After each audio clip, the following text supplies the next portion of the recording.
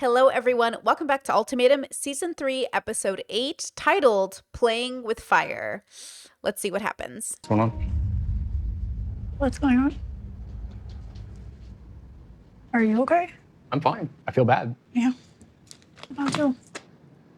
Okay, I already don't know what's happening, but please pay attention. Is the video quality much better for this episode? Oh my God, my voice just shook there. I'm shaking like Nick in his boots. But interesting that I'm so funny.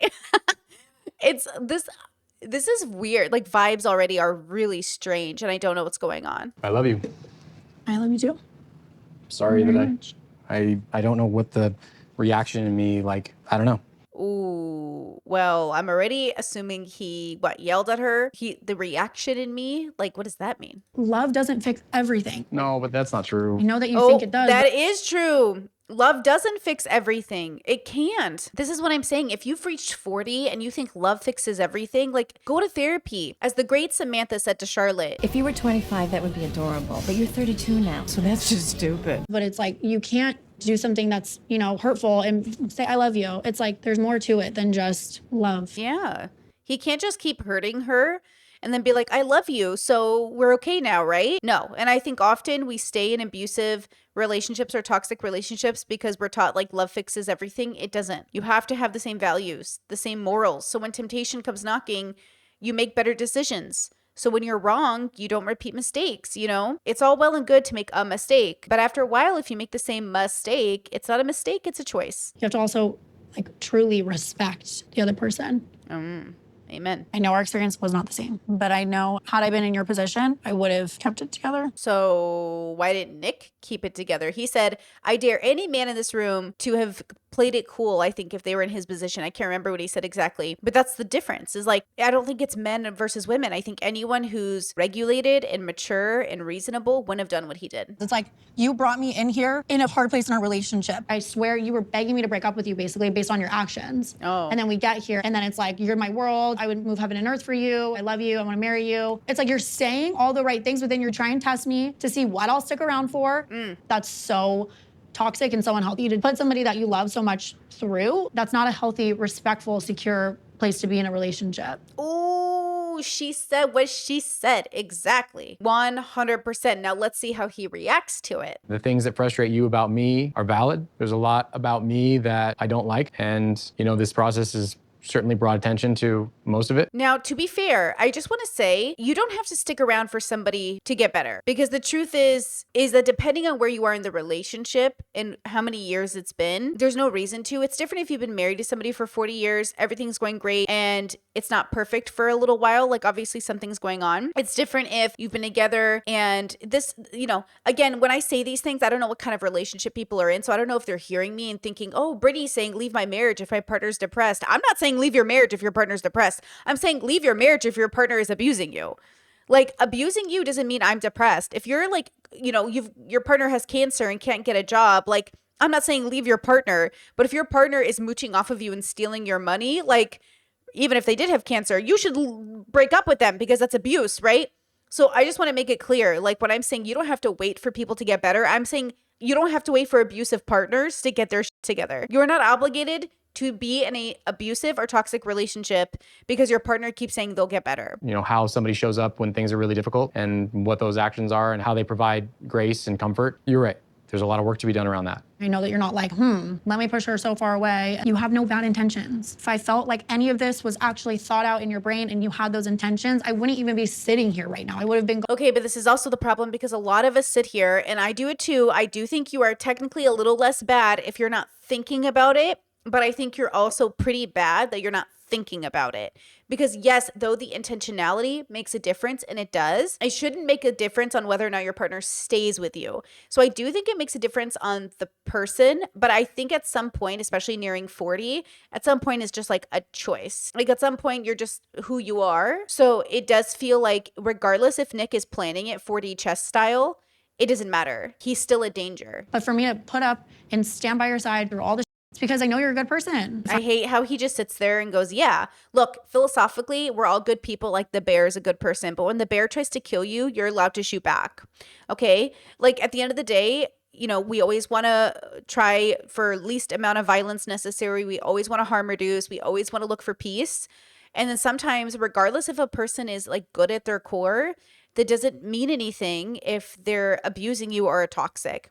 And again, you can root for people to get better because you know their core is good, but that doesn't mean you have to be married to them. You know what I want and what I deserve. And if you can't give that to me, then I need you to let me go. But she needs to let go too, but he needs to let her go as well, because you're only as safe as the partner who lets you go. If he keeps stalking her, showing up to her place, all that other stuff, that's not good either. Rejection is a consent issue. You have to let people break up with you. We've been doing this for 2.5 years. Like, I can only take so much. Exactly. Wow. This is a try. What's interesting is my partner and I were talking about this, how some people, they'll say like, oh, we've been together 5 years. That's so long. It is a long time for sure. Definitely. 5 years is definitely long. But I also wonder, does it feel longer because you're in a tougher relationship? Because I was thinking about how my past relationships, some of them were just 2 years long. And oh my God, they felt like so long. But in comparison to this marriage, which we're about to hit our second wedding anniversary this summer, it doesn't feel like, it feels like time went by so quickly since we've met.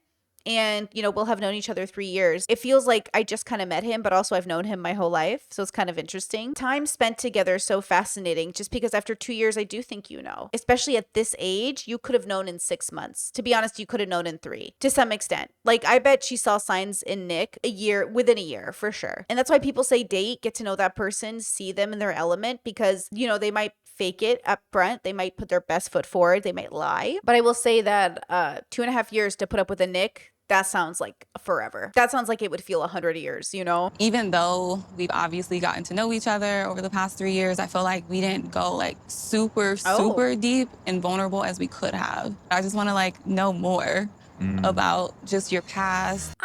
What?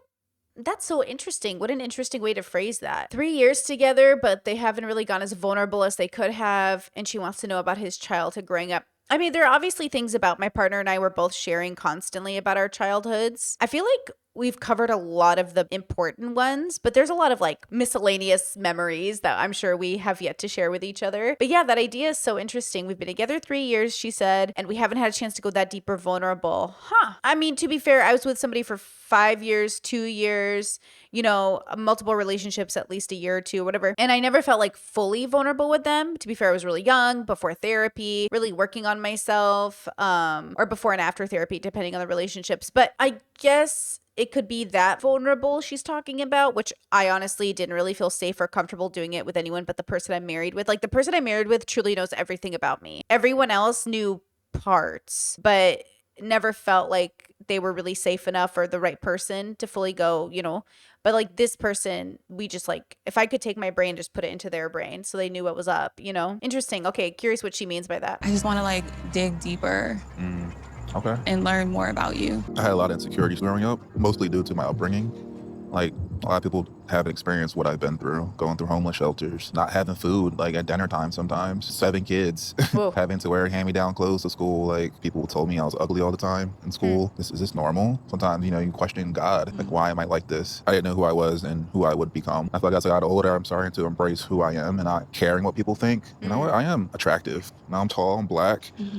I'm going to embrace that. That's really, really, really beautiful that you got into that place, because I feel like it. The thing about Zaina that throws me, she talks like a Hallmark card sometimes. She kind of talks like she's giving a sermon. You know what I mean? I call it poetry talk.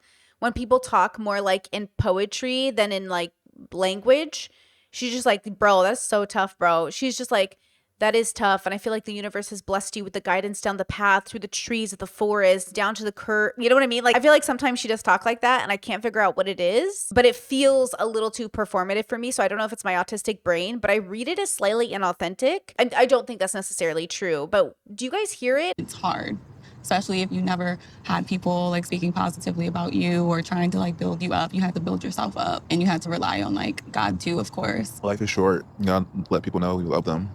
When did you realize you were in love with me? Mexico. That's when I asked you to be my girlfriend. Dang, you fell in love that quick? That's everything leading up to that, too. The conversations we had. I really cared about you as a human being, and appreciated your intellect and just like being around you. I love this girl. This feels like I'm watching a couple who loved each other slowly move away from one another. I don't think they're each other's person, but I don't doubt that they loved each other or love each other, you know? Do you feel like your love for me has changed at all? I don't think my love has changed for you at all. I just wonder sometimes, like, because I know you what you want as far as next steps. I just wonder if, like, I'm like, do I love her as much as she loves me? Because I'm not there. Oh, okay, fair. Wow, fair. That's really honest. Yeah, I think another way to translate that is I don't see you the way you see me. I don't feel as sure about you as you feel about me. And that's really what compatibility is. It's looking at someone and saying like, we're on the same page. We have an understanding. They're not on the same page, but I think if Zaina really dug deep, I think she'd realize like he wasn't her person. She can see the kindness in him. He can see the kindness in her. And so it's hard to say no to like a good person, but two good people together doesn't mean it's your person. So do you feel like because I'm ready to take next steps and you're not, that means you love me less? Less than you love me. Yeah. Because you're ready to like, I'm ready to jump into this and do life with you. I'm like, man, that means you still have questions about me. He doesn't have questions about Zaina. He has questions about them as a unit. So there's you, there's your partner, there's you as a unit. You, Zaina separate, JR is separate. Great. Together, and that's what people have to understand. Just because you're two great people single doesn't mean you make a great unit. And I think it's hard not to take it personal, like what's wrong with me then? But it's not about you. It's about you guys together. I really wish people would understand this. It's going to save you like hundreds of hours of crying because you're going to recognize like it's not always about you. Like I know you want to make it about you, but it's not. And then when it's the right person, it's about the fact that you fit. And it's going to make so much more sense. I'm telling you right now, when you find your person, if you find your person in this lifetime, because you also have to accept that it might not happen, it is such a different experience. Again, I think he's using language that we've been trained to use, meaning like, I don't love you as much as you love me. I don't think it's about that. It's about the fact that he sees that they're incompatible, but he doesn't know why. And if he says like, I just don't want Zaina, people won't understand why. And she'll say, tell me what you want me to do. I'll change. Tell me what you want me to do. It's not about that. It's not about that. It's not what people think it is. I really wish I could get this into everyone's brains. It's not what you think it is. When you're with your high compatibility partner, it's not a question of who loves who more. It's not a question of, a lack of the communication will make sense. You will be on the same page. You will work to stay on the same page. You will work to get there. But it won't be this hard. This is 3 years into a relationship and they're still 2.5 years and they're still struggling. They still kind of talk to each other like strangers, if I'm going to be honest. Like the way they talk doesn't feel like people who've been dating for 3 years. It feels like people who are still not fully. And maybe that's what she meant earlier with wanting to get to know him more. Maybe they've been together this whole time and they don't really like know each other. Right now, we're off in our timelines. We're not on the same page with that. Exactly. Yeah. But if you question that I love you more than me, then that's a problem, like a fundamental problem in the relationship. I don't ever want to feel like I'm chasing a man. Yeah, it's a mutual thing. I agree. She says it should be a mutual thing. And he says, yeah, absolutely. It should be. It shouldn't be like anyone's chasing each other or begging each other. It should feel like you're both saying yes. That's why I say when I got to the wedding day, we planned it together. There was no nervousness or doubt. We had already decided to get married. Do you feel like you're chasing me or vice versa? Yeah, Sometimes. a little bit. Really? A little bit. Yeah, I had to chase you to bring you here. I thought things were going well. Things At were home, going things were well. We smooth. hit a glass ceiling. I don't want to be a girlfriend forever. I don't want to just like coast in our relationship. We need direction. We need a common goal. I'm with her. I'm with wherever Zaina's getting this language, I'm actually a big fan of it. You do need a direction. Eventually, you do need a goal. Eventually, you need to be like, okay, are we going to be serious about our life and grow up and focus? Because adulting is very hard. Buying a house is very hard. Making sure you're on the same page as somebody is very hard. And if you're constantly bickering, fighting, not on the same page, this will not change once you're married. It will not change. Whatever your dating life is like, that is what your married life will be like. So get ready. Because that's the one thing I know more than anything. Your dating life will be like your married life. If you like, hello? So you better understand like where you're heading. Now, if you get married very, very young, still, your dating life should reflect your married life, but you will grow as people. You'll figure each other out. You'll age into your 30s and 40s and 50s together. But for a lot of us who are dating in our 30s or late 20s, 30s, 40s, very different game.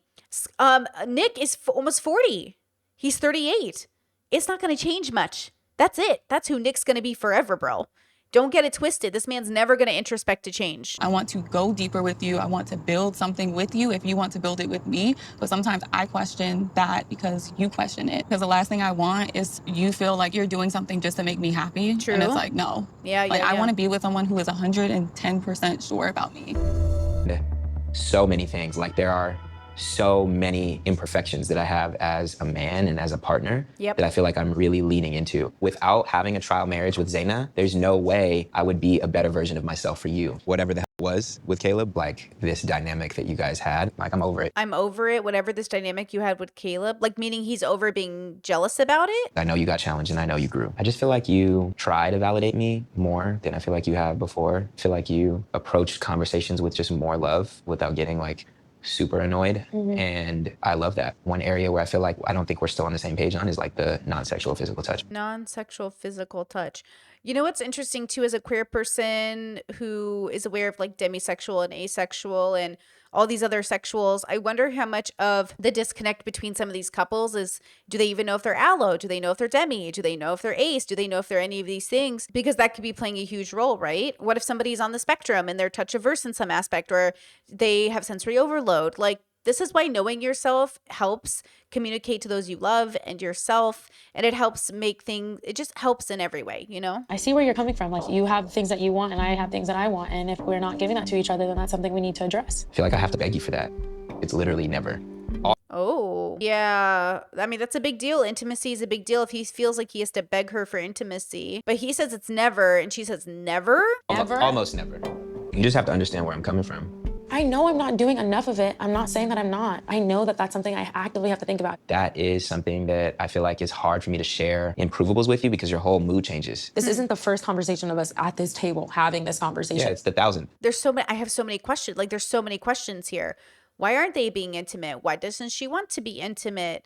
How often is almost never? So obviously, if one person in the relationship feels like there's not enough, then there needs to be a conversation. But also, what's her hesitancy around it? Is she so put off by his personality and attitude that she like doesn't want to be intimate with him? That's pretty rough. I don't know how they didn't, have they gone to dating counseling or something, or marriage counseling? Because like, this is crazy. Do you feel like that comment was productive? I'm tired of you getting emotional because I'm giving you constructive feedback. It's not that. It's just like, bro, you will literally say never, but I've held your hand. I'm touching your back. I'm actively thinking about these things because it doesn't naturally come to me. It is ridiculous that we're having this debate right now. Yeah, I know. They're talking about touching and caressing. So he's like a physical touch person and she's not. It doesn't come natural to her. She doesn't think about it. I am the more physical touch person in the relationship for sure. But I do all the, like, I'm the one who loves it and needs it. So I instigate it probably more, but obviously my partner's receptive to it, which is different. So maybe if Scotty's going to be receptive, like, is she going to be receptive to it if he initiates? This is why I say know if your partner's neurodivergent, because our neurodivergency plays a role in how we communicate. I wish that this was something that wasn't an issue, and I'm working on it, and I feel like it's not noticed, and that's why it bothers me. But at the same time, like, I get it. Like, I'm sorry that I'm not giving that to you, and I'm actively trying to do it, and it's not enough. I'm so confused.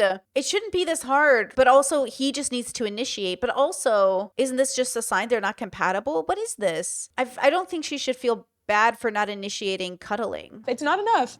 It's not noticed at all that I do anything, and obviously it hurts, and it is such an issue within our relationship. Yeah, it is. Oh my God, he's such an ass, bro. He's such a jerk face. Listen, yeah, it is a problem. Like, ew, don't touch him. Oh, I'm going to get so mad if she ends up with him. I'll vomit. Like, we are here to talk about our problems and our issues. Like, I'm not going to spare your feelings by being like, you know what?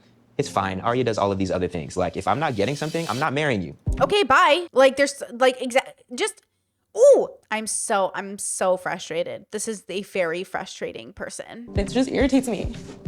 All right, well, be irritated. I'm going to be honest. You be irritated if that's what it is. Oh, he's so combative. He's not kind. He's not loving. You don't have to spare your partner's feelings when having an important discussion, but you can certainly be kind while having a tough discussion. She's literally crying in front of you, and he's obviously, look, crying can be used as a weapon, but it's pretty clear that Scotty's the only one weaponizing anything. I answered all your questions, and then you stormed off. You literally sat there with nothing to say for 5 minutes, and then you just walked out. I just need a hug. I just need you to see me that it's been challenging for me. Right, why is that I have to come to you and give you the hug when I'm the one voicing that I feel judged? I'm not judging you. I am not. I'm expressing how I feel. I am not here to place judgment on you. I am speaking to how I felt on a human level, on just partner to partner, expressing my feelings. I think the world of you. It's never changed. The reason why I have gone through so many ups and downs and self-sabotage is because someone like you is scary. Because you're real, you're honest, you're loving, you're kind, you're committed, you're loyal. Yeah, why is their communication style so bad? You're committed, you're loyal, respectful, you're all the things. Yeah, why are they, how bad is Mariah communicating? Like, what is, I mean, obviously he feels defensive, but like, they're both bad at communicating. Obviously, we wouldn't be here if they weren't. I cry to you so many times thinking how awful it must be on your end to be with someone like me who's not secure in themselves. You are just feeling the brunt of my emotions for like how challenging it's been. It must be hard to be you, to be with somebody like me who's not secure. That is it. Words were left unspoken. Yeah. Well, there's obviously something going on there where like she is 24, she's the youngest. She's expressing things, she's not trying to judge, but he feels judged. And then she does cry a lot. She obviously has a lot of feelings. I wonder if Mariah ever gets the chance to really let her feelings out without it being directed at somebody. Like, doesn't it feel like she's kind of a little pent up? Like, I wonder what she's holding on to so hard. I love your mom. Obviously, I want them to be excited about a future for us. Hey, guys. Hello. Wow, look at you. Oh, my God. Hey, Nikki. Hey, Lizzie, love. Liz, you want to come on this side? Sure. I'll let Nick be in the hot seat. Oh, good. So how's everything going? It's good. Obviously, when you guys were here, I was with JR, who was my trial husband for the first half of this. Nick had paired up with this other girl, Vanessa. Nick has the most sourpuss face I've ever seen in my life. And her man left. Oh. And it was just threw off the whole thing because he didn't have that, which obviously made him go a little cray-cray. I really didn't have it like the kind of connection that she had with JR, who's like obviously a very attractive guy who's kind of the player type, if you will. Like, oh, he's a player type. Listen, when I said he was possibly an F-boy, that was me as an observer. But for Nick to be like, oh, he's the F-boy type, I can tell. What evidence does he have? And if it is the same evidence, what does he think Sandy looks like? Sandy and JR look like they fall into the same category. You know what I'm saying? So like, I don't know. You know what? I feel better judging JR as a player than letting Nick do it. And now I'm defensive of JR a bit because he's actually been pretty nice through the whole season. Like he's definitely like swaggy and gets girls and blah, blah, blah. And she's obviously were like flirty and in front of other people, like very flirtatious. And my end was like Sandy essentially had her cake and eating it too because she got to be with somebody she enjoyed and she knew I was alone, so there was no risk to her. I didn't want you to be alone. I I actually don't think I got my cake and got to eat it too because what I actually wanted, I feel like I missed out on a big part of this experience. Yeah, what is he talking about? She didn't have her cake and eat it too. Like she didn't get the best of both worlds. She literally got she had you knocking at her door. I do want to ask what was going on with you. I've never been this in love with anyone, and that's cool, but it's scary. I think I reacted to that poorly in our relationship because I was scared. So you're back home with each other, comfortable. Nick has been really showing up the way that I've been asking of him before we got here. I didn't take the time to check in with her and just sit with her and have these conversations that we're having now, which is really unhealthy. So what is it that you want? He wants to settle down. There is a big part of me that wants that too. You know, I want my family of my own one day. I love Nick tremendously. We have very similar beliefs, lifestyles, values. How could you have the same values and end up in this spot? Make it make sense, y'all. When I say similar life, okay, I need to make a podcast. Y'all need to remind me of all the podcast ideas I say in the comment sections. Okay, similar beliefs, lifestyles, and values. What does that look like? I need to write it down. What does it look like to actually have the same? Oh, I gotta write this down. What does it actually? Okay, because I swear to gosh, nobody knows what I am saying when I say that. How can they have the same values and end up on the show together? That doesn't even make sense. Yeah, we have incredible passion for each other. She supports me fully in, my endeavor and my art. I'm also fully taking ownership of all the things that I've done and committed to staying and show up no matter what. There's so much reward in just being around this human, and I love her more than anyone that I've ever met. Speaking of that you and Nick bring out a lot of good qualities in each other, right? And you do. You have a lot of things that really line up and match. But also probably a lot of really bad things come out with each other as well. That's the question. Does your partner bring out the worst in you or the best in you?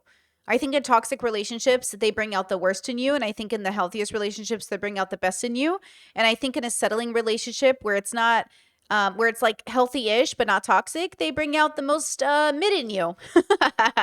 Obviously, you know how much I love Nick, but again, it's like kind of always been like a roller coaster. It's like and there's really high highs and then really low lows. Yep. The first half of this, I was like, he's making this way too easy for me, pushing me so far away. And now that we're together, it's like I can't imagine life without him.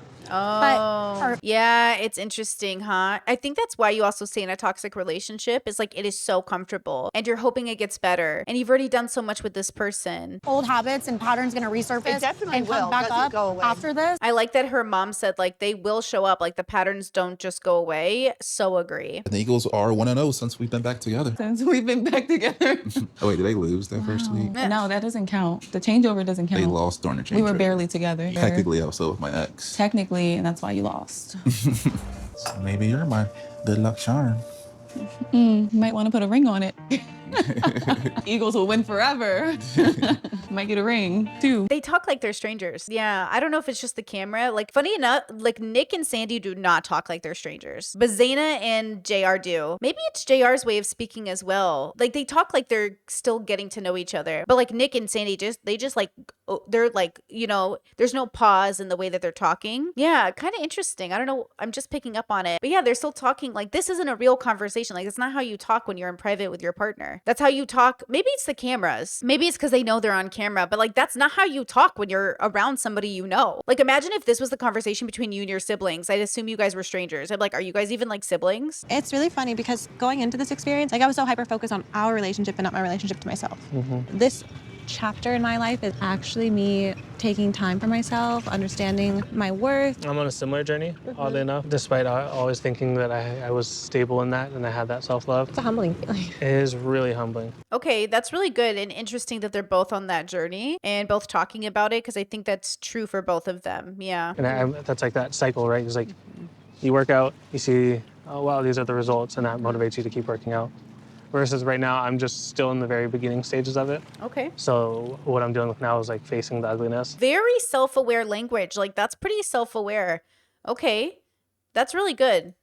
Okay, this sucks, but See, this is why I don't understand. Why do they have such problems communicating? What is missing from that causes the communication style mishap? But they're like, you know, it's interesting to see them be self-aware, but then, yeah. I think because it has been an accelerated process, we're just like, we have to roll with the punches. The discomfort is going to be there, and are we going to lean into it or are we not? it's actually like super scary and daunting to think about.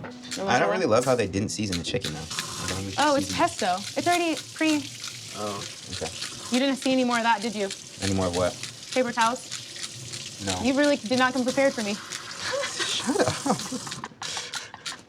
So I'm just gonna grab a towel then. I think sometimes you forget that I have a damn job. We went to the grocery store though. We could have definitely grabbed that. You know what time we went to the grocery store? During the time I was supposed to be working. Yeah, that's true. I feel like if something isn't done in the way that you want it, you let it affect your entire energy for a long period of time, like longer than necessary. I feel like I have to explain to you why I'm doing anything that I'm doing. Being the head of my own household and like managing all of the things that I do, I just feel like you don't have any trust in any decision that I make. She might be an autistic queen. Sounds very autistic, but also could just be a very particular person. But she does give me autism vibes, like for real, for real. Maybe it's the autism at play, but also maybe it's the, did you take me into consideration? It's always bitter sounding when Scotty says anything though. So it's hard for me to be empathetic towards him just because he's always like, he's got that sound that comes out of his mouth that just sounds so negative. But I could see being the woman who's just like, I'm done with you. I'm done with this. Like, I'm done with this. But also be done with it. It's kind of like if you, this is a bad example, but it is kind of like if you dated a Bojack. I just got finished recording Bojack. That's why I'm thinking about it. If you dated a Bojack and then constantly berated him for all the ways he's a failure instead of just dumping him. Like at some point, you're just being toxic because you already know who you're dating. So at some point, you just got to leave a Scotty because nothing he's ever going to do is going to be on, like, you're never going to be compatible. And so at some point, you're just being kind of mean. But I also just feel like, how would I be in the place in life that I am if I didn't make any good decisions? Zaina talked about the fact that like I have made good life decisions. And it felt good to hear that validation because I feel like a lot of times I don't get that validation from you. I know that you seek my validation, and I feel like you were getting validation from other women within this process. Yeah, but the hardest part about getting validation from other women is I didn't ask to get that validation. I just got it without being asked. Yeah, but Zaina would validate a leaf flying in the wind and be like, this was your path and this was your journey and the wind brought you to where you were supposed to be. she, no offense to Zaina, love her, but like she gives validation to everybody because she's going to be that kind of mom who validates the heck out of her kids, which in some ways might not be great, but like she's also good she's also good at standing up for herself. But you know, he's playing the comparison game. And I think that that's probably the wrong way to go about it. You probably, instead of comparing, just need to say, you know, given everything I've learned from this process, I think this is what I'm looking for in a relationship, you know, and the fact that they haven't figured it out in 3 years is kind of the point. Like if 3 years of dating hasn't made you guys figure out how to validate each other, word to the wise, learn from my mistakes, it's time to call it. Something that I do know that I need to be better about is just like validating and appreciating you. I feel like okay, but like how does it not come natural? The way my partner and I validate and thank each other comes so natural to us because we're genuinely so grateful. When they go to the store and they bring back something because they were thinking about me, I'm like, oh, thank you so much. Like they don't have to ask me to validate them. I don't have to ask them to validate me. We do it so naturally because we're genuinely amazed. I think that's the part that I'm missing here. Are neither of you doing things that your partner naturally wants to validate you for? And even if things get rough and things aren't, you know, to standard, you can have those tough conversations. They're uncomfortable, but they're necessary. But, you know, just in your daily life or in your weekly life or in the occasion where you see each other, like how do you not validate each other naturally? It doesn't make sense to me. I am saying the stuff that needs to be worked on, but I'm never actually appreciating the other things that you're doing. But I will say this from past experience, this fight feels very familiar to me, like fights I've had in the past with my exes. And I will feel like what happens is the partner isn't actually in a good place, but they want credit for doing the like below bare minimum. Because I know I've dated people who were like, you never give me credit for where I am in life, but like it's not a good place. Like, how am I going to give you credit when you can't even do the bare minimum? You know, I don't know what Scotty does. I don't know what he's accomplished in his life, but if he genuinely feels like she's not seeing it, then I also wouldn't recommend staying in this relationship from that perspective. How could you stay in a relationship with someone who doesn't see all that you've accomplished, but then you don't want a partner who validates you for not like, I would never want a partner who just validates me for nothing because it would feel fake. Like a friend who like, that's why Zaina kind of feels like that sometimes where I'm like, are you validating just to validate? Because like, if I got validation, like I'm trying to use this example that makes sense. I don't know, validating you to your own detriment. You don't have to work out today. You did, you know, great last week when you did work out, but you should be working out every other day. But, you know, it doesn't matter if you do it once a week. Like, you're still great. It's like, yeah, but are you validating me to my own detriment? Are you like, I love you. It's amazing you worked out last week. Let's try to work out again today or tomorrow. Do you want help? It's instead of like encouraging your partner to do less than what they're supposed to be doing, validate them for what they've done, but then try to get them back on track. You know, I don't want to be validated for my flaws. And sometimes I feel like, is that what Scotty wants? ? I don't know. And I feel like that is why this has lasted as long as it's lasted, and also why I haven't given up on the relationship. You don't feel appreciated because I'm always critiquing things. You're not critiquing things, you are critiquing me. You're literally always upset about something. It's like this weird, like, okay, like, I'm gonna hold this assumption about you until you prove me otherwise thing. And I feel like it's directly related to like you being disappointed by men in the past and then holding those preconceived notions of men to me in our relationship. I just think they're true. Based off what the brother said, the sister-in-law said, the relationship to the dad, I would say that it's just true. And he's using the language that would sound good if he wasn't actually exhibiting that behavior. The fact that her brother doesn't like him is all I need to know. The fact that the brother said, oh yeah, Scotty reminds me of dad, like that's all I need to know, right? At the end and of course, Scotty's outbursts on film, like we've seen him. It's not like Scotty hasn't exhibited incredibly toxic behavior. So I would just say that I've been here. I know this relationship dynamic. I can feel like the memories flooding back. She's going to feel nitpicky. She's going to feel naggy. But what she's doing is also saying out loud to her, the fact that something as simple as paper towel isn't being solved, like there's something here. Now, when he said like, I went to the store when I should have been working, like don't get mad at me because you scheduled your shopping spree wrong, but also you could have Ubered something in, or also you could have, made a different decision. Things won't go perfect, but when things don't go perfect every day, all the time, when they could be solved, then again, it's just a lifestyle. Okay, you forgot the milk when you went to the store once, but if you forget it every time for the next 4 times you go to the store, at some point, that's not a mistake. At some point, you know what I mean? That's a problem. I've been proving you wrong for 3 years, but I feel like sometimes they're like waiting for me to fall off the mountaintop. And when he says I proved to you for the last 3 years, proved her what? that you're annoying, you have emotional outbursts, you can't take criticism, you get violent when it's convenient for you, if not just verbally, who knows what they, otherwise. It's like, no. See how his narrative is, I've proved you wrong for 3 years? What do you mean that you've proved me wrong, girl? And then to blame her trauma with men, girl, this better be the end of your cycle. You're gonna be like, that's the reason. You're the reason I don't have faith in men. See, this is why I don't want to get married. How do I navigate that for a lifetime? You don't. It's unhealthy, right? Like, even if Scotty was a perfect person and this was happening, it would be unhealthy. I don't even need to blame or point the fingers. I just need to say, like, you can't navigate. You can't navigate someone's trauma about your gender for a lifetime. You can't really be with somebody that hates your gender, period. Non-binary, trans, binary, cis, whatever your relationship with, fluid, whatever your identity is, you can't be with somebody who's still deconstructing trauma. You can't be with somebody who's racist and they're still deconstructing around your skin. Like, you can't. The question is she really a misandrist, or is she just traumatized enough to think she is? There's a big joke in my audience that we're all misandrists, but I don't think anyone in my very queer gender fluid community genuinely thinks men are bad inherently, which is misandry, right? Misogyny, same. Inherently, women are negative, second class, whatever. I don't think anyone, including myself, actually believes that. I think what happens is that it's a reaction to and kind of a meme on the trauma we faced with male-bodied people or male-presenting people or male-raised people who exhibit that misogyny at the expense of AFAB people, whatever. I think that's the issue. So I think if you really, Arya, if Arya really deconstructed and looked inside of herself, she would say that it's not a problem with men. That's shorthand for the types of men in these bubbles who raised this way, who exhibit anger this way, who treat me this way, that category of man. Like, she needs to stop dating those kinds of men like Scotty. But the question is, how do you stop your pattern? You have to first acknowledge that it is a cycle of trauma and then spot it the next time so you don't repeat the mistake. I mean, in so many ways, me choosing my now partner was exactly the sign I needed, the evidence, the data I needed to prove to myself that I was breaking a cycle. And same with my family. Like, when my brother met him, he was like, okay, cool. Like, he's nothing like your exes.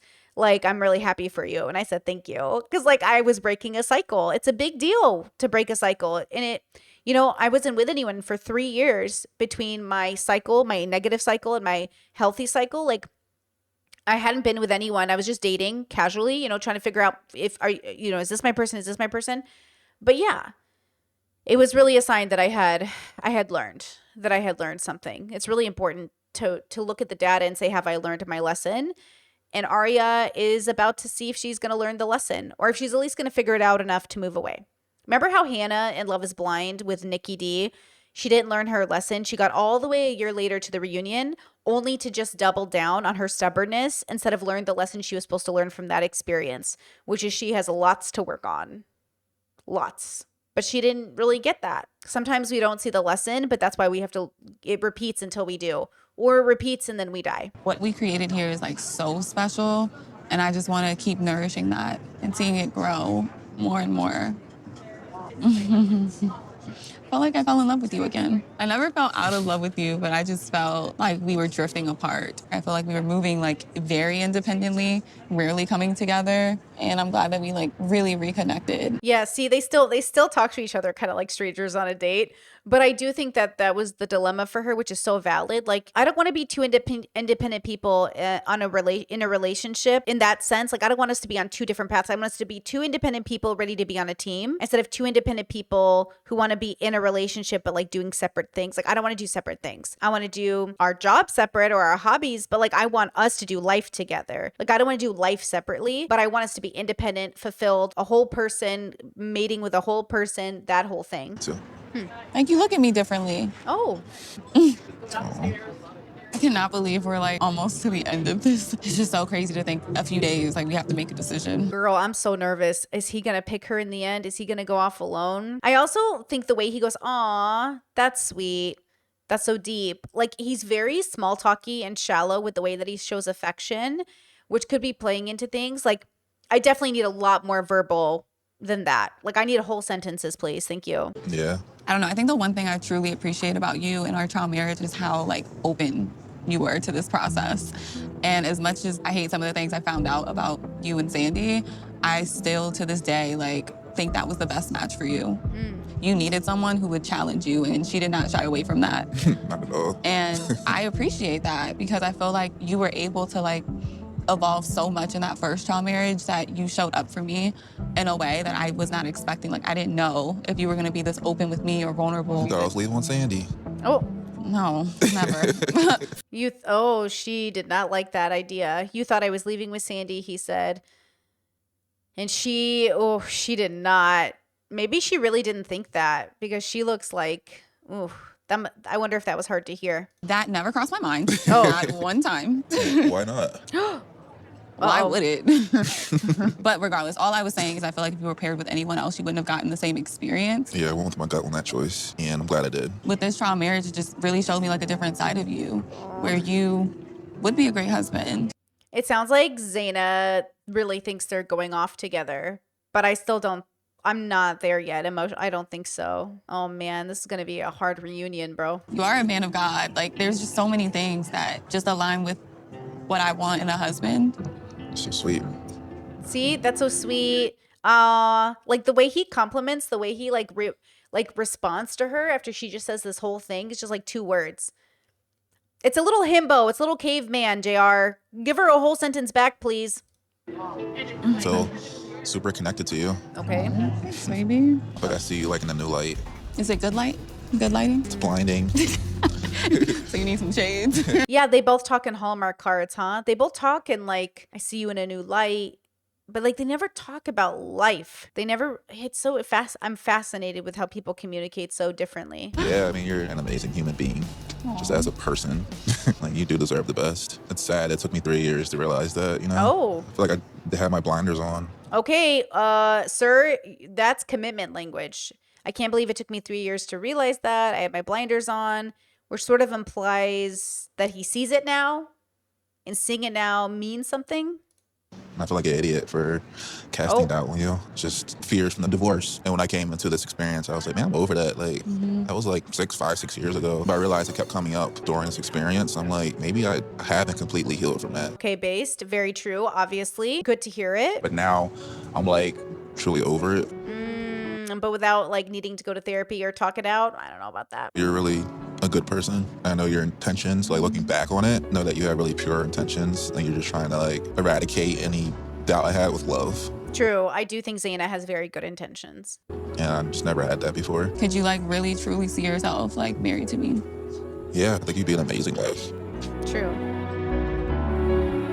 Thank you. Baby, look. This is my favorite setting. This is my perfect date. So cute. Aw, babe. What? Did you blow the candles? I know you love your candles. You look amazing, sweetheart. You look amazing, honey. Thank you. I know you're not the biggest fan of lakes, but it makes me happy. Look at that. Look at that. I like it because you like it. I know you're not the biggest fan of lakes, but I like it. Okay. I really do. Even though my needs are very important, but I put them first for a very long time. For me to show up for you and you have that, you know, the faith and trust that I got you, like. I can't believe he's literally talking about how he shows up for her and doesn't make it all about him, but also took them on his favorite date. Like, some of the behavior needs to shift. And I've never really had a conscious idea that like, oh yeah, I need to change. I've always kind of been like, well, somebody will just accept me for all of these things and it'll be fine. But see how people don't change? This is a very common conversation we have in my community. What's an example of somebody who doesn't change? Listen to what this 40-year-old man just said. Never thought I had to change. Figured somebody would love me for who I am. We all have to change. We all have to grow. We all have to grow. You don't have to, of course. We're animals evolved on the planet. One day you will die and no one will remember you exist and none of this will be important. But also, that's not healthy.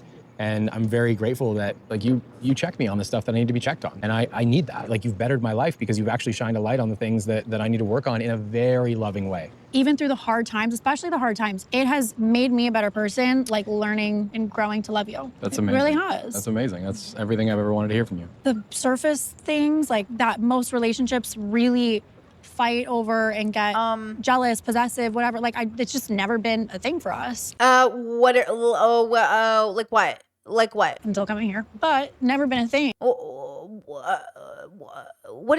Like looking at other people, finding other people attractive? Like what? You know, I am grateful that you were still able to lean into, you know, the trial marriage with JR and learn some things about yourself. And, you know, trust me, I wish that you would have been more excited to come back to me, but, you know, I lost it and I can't beat myself up anymore about it. I think eventually, you know, through everything, like forgiveness is a big part of it and you will. You know, I'm a very, very forgiving person.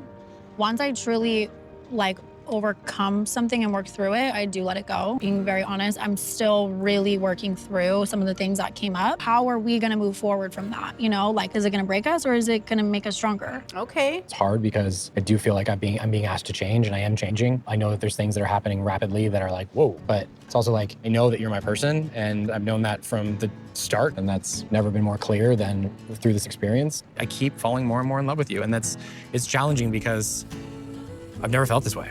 I do not buy it for a second. I've seen the growth, and I don't know if I've said that to you. Like, I see it, and I can tell that you truly were invested in your first trial marriage, but I feel that you're super, super invested in this trial marriage, and I know it's because you see a future within this. When I was in my trial marriage, like, I never shared with Zaina how frustrated I felt like I was that things were going so well with us. Like, it frustrated me that my own relationship was not able to achieve this synergy that I think we could have had, but we didn't have. And I think I just didn't have the faith in you that I wanted you to have in me. And that is a large part of the reason that we are here now where we are. This has been such a blessing in disguise because I honestly feel like... Oh my God, is everyone like back in love with their toxic exes? I'm so annoyed with everyone. Don't do this to yourselves. We would have hit a point that we probably would have broken up because we never were going to like actually see each other. Like I truly think that you had to be in something else to really be better for me. To see you really just be so open in this experience, like it feels like falling in love again.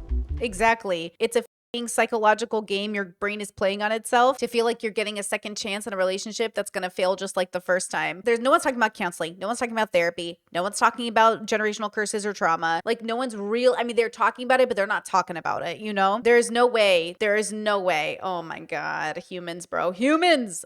You know, it really means a lot. Love you. Yeah.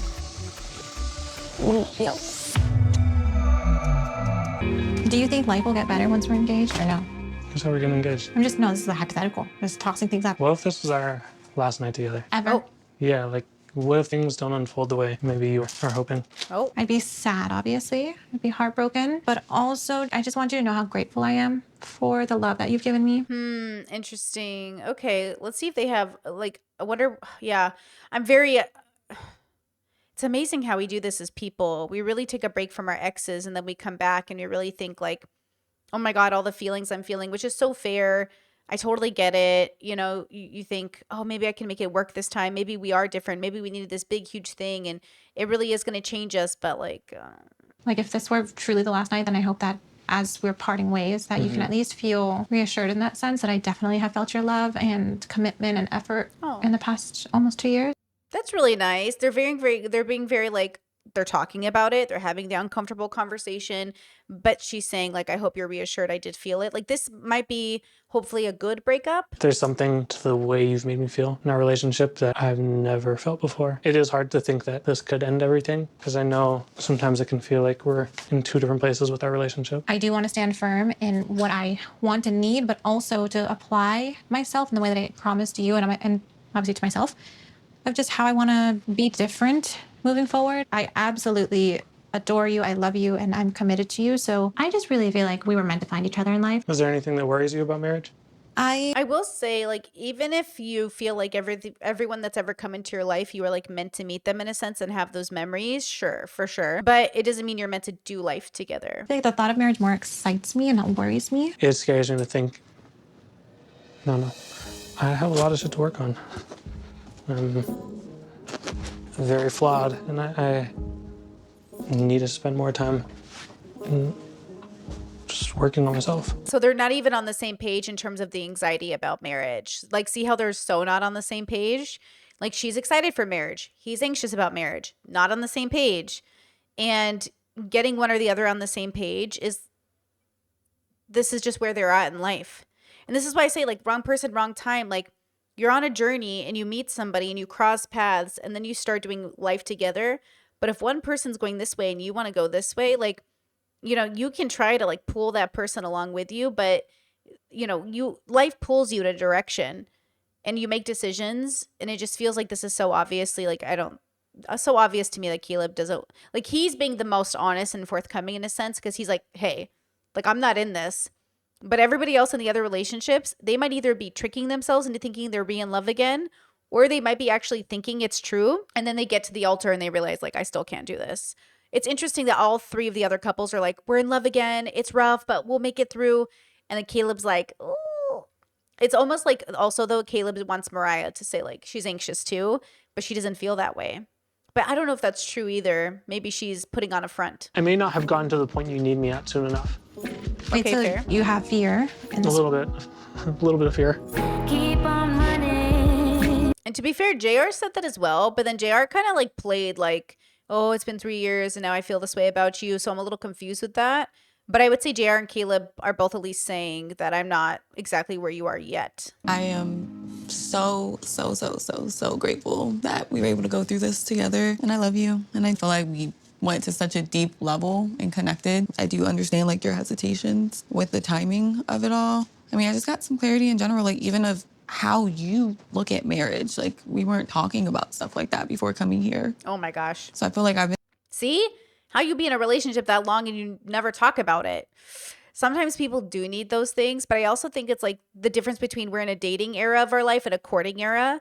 Like when I said I was courting people, I meant that I was only going in having to have conversations, because dating, you can date for years and never have the real conversations.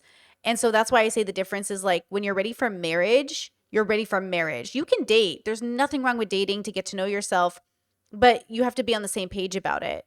At least for me in my lived experience, I think I just went about dating wrong when I was younger because I didn't know any better. But I think I dated, moved in with people. I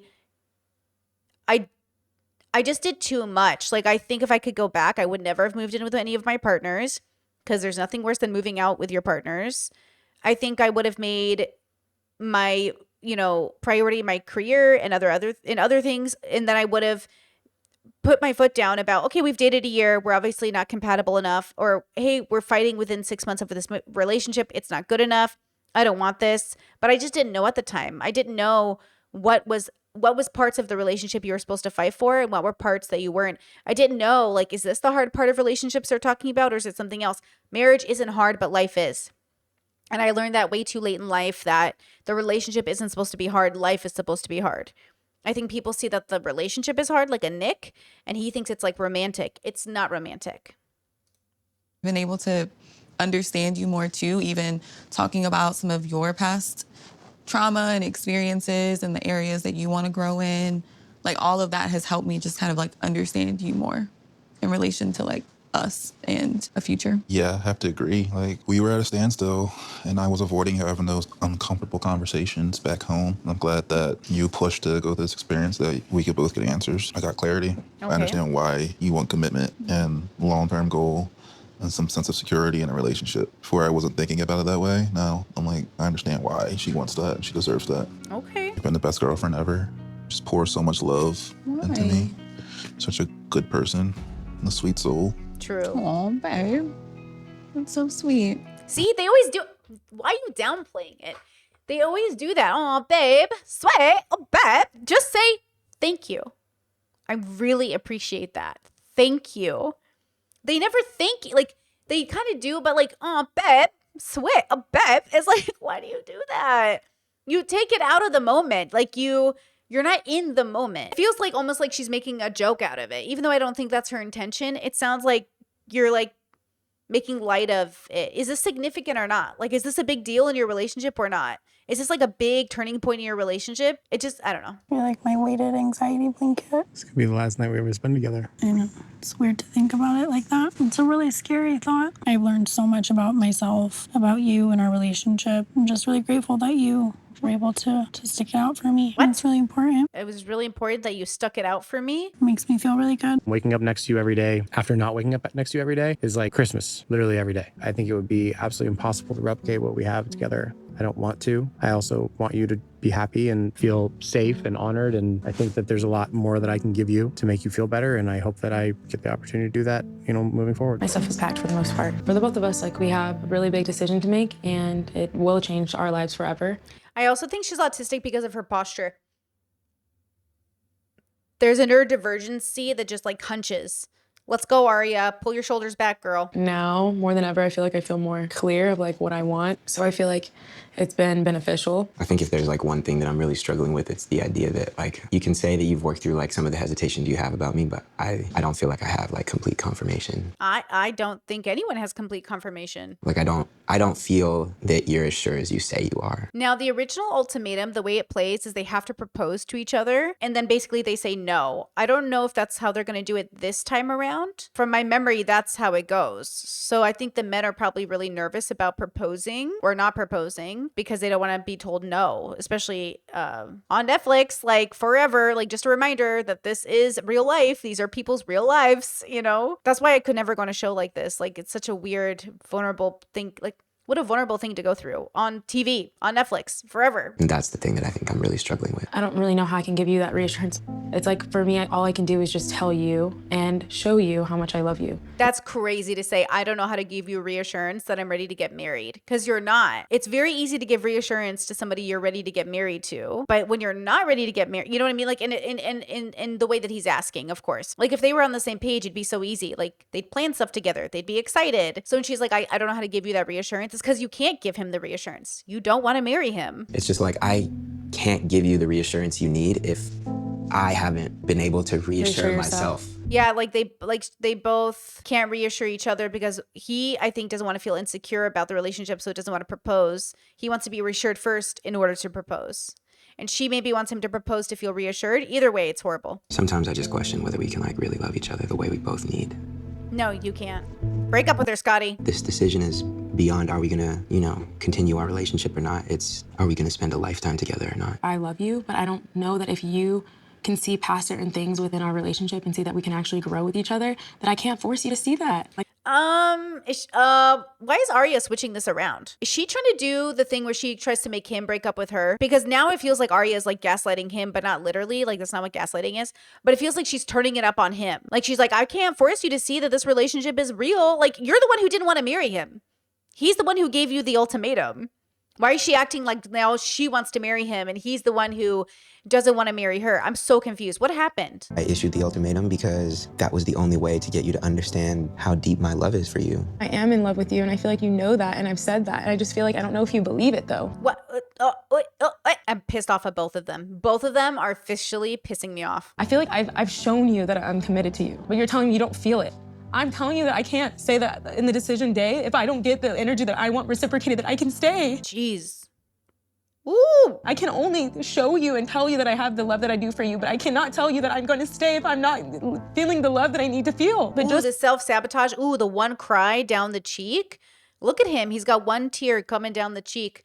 Yeah, these are two very incompatible people. Look how much, this is why you should break up. Look how much pain you are going through. And for what? It's like you decide to choose yourself and what you feel like you need and what you want. I have to do that too. I cannot continue to just serve you if it's not serving me. Ooh, yeah, this isn't it. This isn't high compatibility.